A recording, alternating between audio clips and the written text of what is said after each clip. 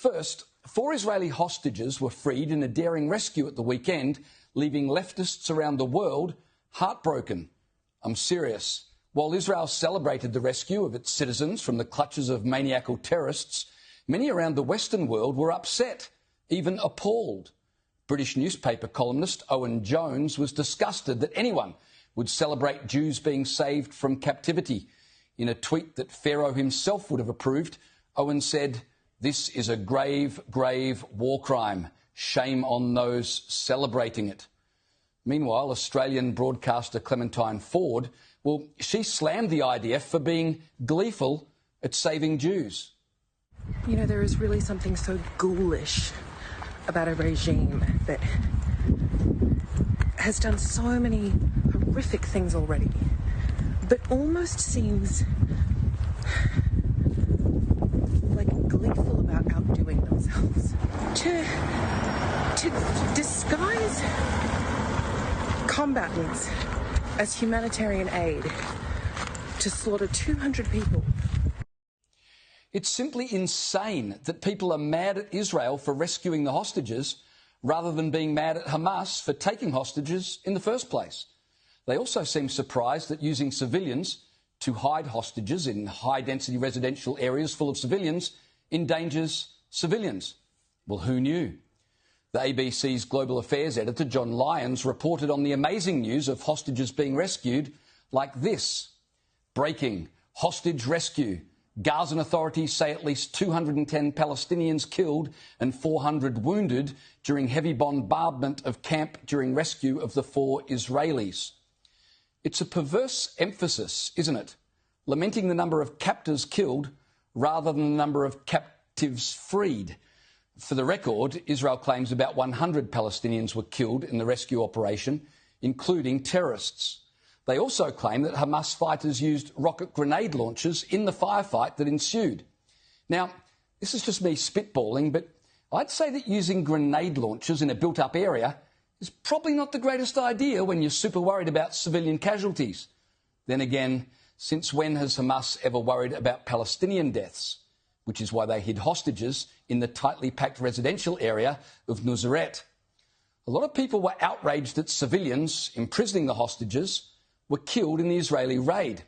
Well, here's my contrarian take on the situation. Don't hold Israeli hostages in your apartment. After all, research shows that holding Israeli hostages is tightly correlated with reduced life expectancy. Australian actor Guy Pearce, who will always have a special place in our hearts for his role as Mike Young in Neighbours, tweeted, "I'm pleased hostages are home, but let's not be distracted and forget all about the unnecessary Palestinian deaths."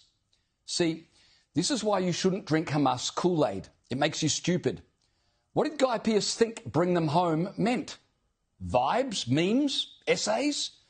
And what does he mean by don't let the rescue of hostages be a distraction? The rescue of hostages has been the entire point since they were captured 246 days ago. Honestly, I thought of all people, Guy Pearce, starring in a show called Neighbours, would have understood how important it is for Israel to secure its boundaries when living next door to a terrorist camp. While we're on the subject of fictional actors, the UN Special Rapporteur Francesca Albanese tweeted, "Relieved that 4 hostages have been released." Yeah, I bet she is. Let's see just how relieved. She goes on to say, "It should not have come at the expense of at least 200 Palestinians, including children, killed and over 400 injured by Israel and allegedly foreign soldiers while perfidiously hiding in an aid truck." Well, the Israeli soldiers wouldn't have had to perfidiously hide in an aid truck if Hamas terrorists had not perfidiously hidden hostages in a residential apartment block, or if they had not perfidiously taken hostages in the first place. By the way, if you don't know what perfidious means, it means treacherous. Kind of like a UN court contemplating the arrest of an Israeli Prime Minister for doing whatever it takes to rescue hostages. Francesca Albanese continued, "Israel has used hostages to legitimise killing, injuring, maiming, starving and traumatising Palestinians in Gaza." What? You mean like how the Allies used Jews in concentration camps to legitimise killing, injuring and maiming Germans in Berlin? The UN Special Rapporteur finished with this. Israel could have freed all hostages alive and intact 8 months ago when the first ceasefire and hostage exchange was put on the table. Honestly, some things are so stupid you'd have to be a UN official to say them. I mean, she's right, of course. Israel could have had all hostages back 8 months ago if only they'd agreed to have October 7 repeated 1,000 times over, as this Hamas official promised. انه صار لازم نأدبها وحنأدبها مره ثانيه وثالثه، ومش هذا حتكون طوفان الاقصى اول مره، لا حتكون ثانيه وثالثه ورابعه، لانه احنا لدينا اصرار ولدينا قرار ولدينا امكانيات. Here's how Al Jazeera reported the miraculous rescue of Israeli hostages. Death toll from Nusrat attack rises to 210. Nusrat attack? If you didn't know better, which if you watch Al Jazeera means you wouldn't, you'd assume that evil Israelis just attacked Nusrat for the hell of it. Oh, and it turns out that one of the civilians holding 3 of the hostages captive in his apartment was a journalist who'd written for Al Jazeera. Funny that. While we're on bad media takes, a BBC journalist asked a former Israeli military commander, straight-faced, why the Israelis didn't let Hamas know that they were on their way to save the hostages. You know, so the whole rescue could have been done nicely. There are reports of women, of children who are among the dead. It is appearing to be a high civilian death toll. Would there have been a warning to those civilians for them to get out on time? For sure, of course, we cannot anticipate Israel to be warning ahead of a raid to extract or to save hostages, because then what the terrorists would do is to kill the hostages.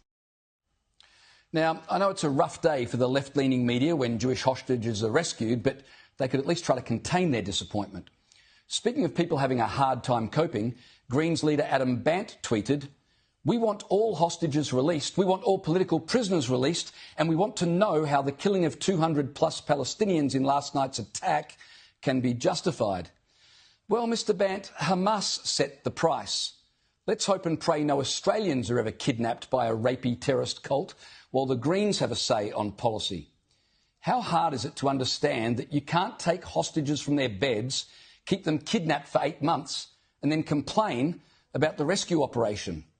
Now we wait for Australian Prime Minister Anthony Albanese to congratulate Israel on successfully freeing the hostages from the hands of bloodthirsty terrorists. Any moment now. We live in a world in which black is white, up is down, and moral clarity is nowhere to be seen. But thank God Noah Agamani, Elmog Miajan, Andrei Kozlov and Shlomi Ziv are home with their families tonight.